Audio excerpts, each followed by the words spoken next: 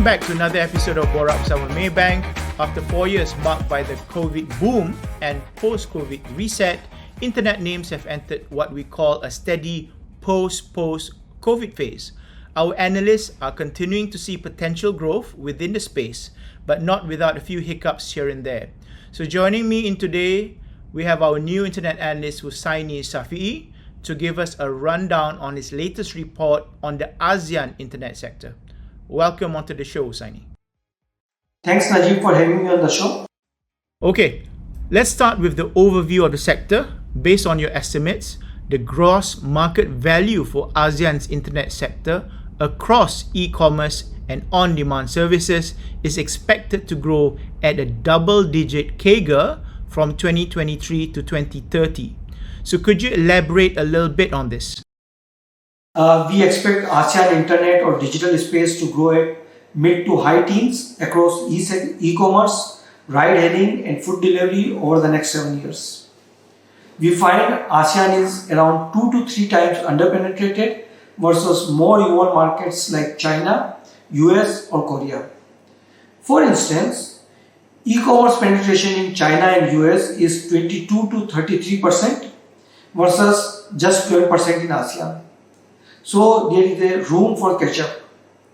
On top, the overall retail space or retail spending in ASEAN is expected to grow at 8% CAGR, which is essentially the nominal GDP growth. On the food delivery side as well, ASEAN food delivery spending as a percentage of GDP is at 0.5% compared to 1.2 to 1.3% in China and South Korea. So even if ASEAN hits 60% level of China or Korea, we see room for GMV to increase 1.7 times.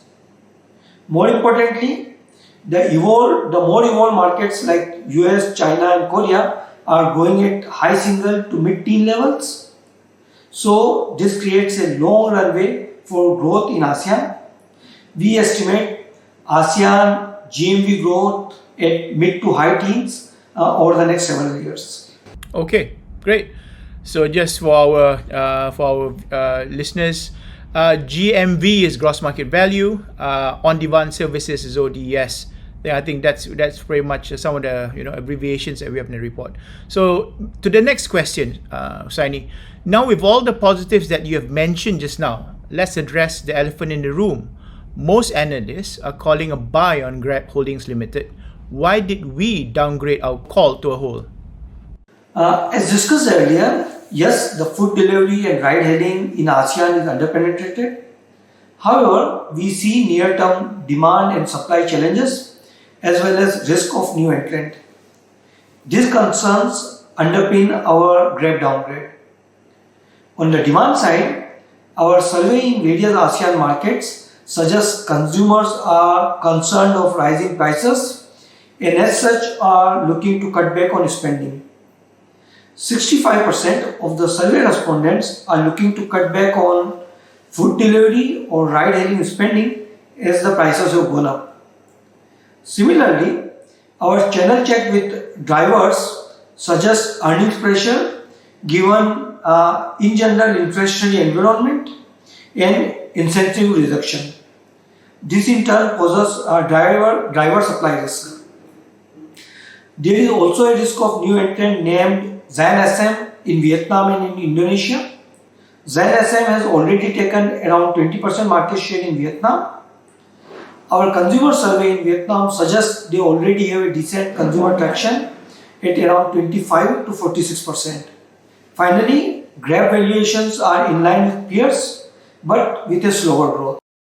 That's for, I guess, on-demand services. Now, circling back to the e-commerce side of things, I understand that TikTok Shop has relaunched in Indonesia, while there's also the emergence of Temu and Shein in the emerging markets. Do you think this will affect our buy call on Sea Ltd? We find ASEAN tech rates are 20 to 60% below US, LATAM and India.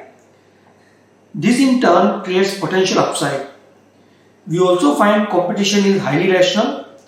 all the key platforms in ASEAN, including TikTok Shop, has raised take rates in the last 1 to 6 months.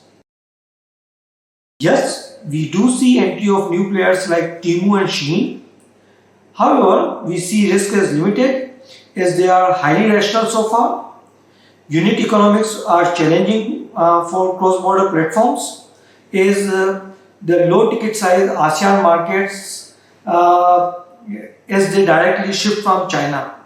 So unfavorable logistics costs for Temu and Shein in ASEAN. More importantly, there is increasing protectionism against such operators. So net limited risk so far from cross-border platforms. However, if at all Temu and Shein becomes aggressive, we think Sea Ltd will go on an outright war to defend its market share.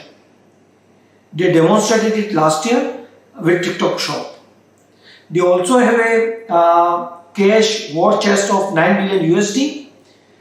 So, any competitive eruption would be negative for the stock, but I think Sea Ltd's strategy to defend its market share would be the right strategy. Okay, thanks so much, Hussaini. Just to clarify again, we downgrade Grab to a hold, as well as we maintain our buy ratings on Sea Ltd. So aside to the audience, you can catch Hussain's latest report and many more trade ideas on the all-new Maybank Trade MY app. Remember, if you do not have a CDS or trading account, you can apply for one online in just 3 minutes via the QR code on the screen now. If you need more of a human touch, you can approach our sales representative and they can help you get started on that as well.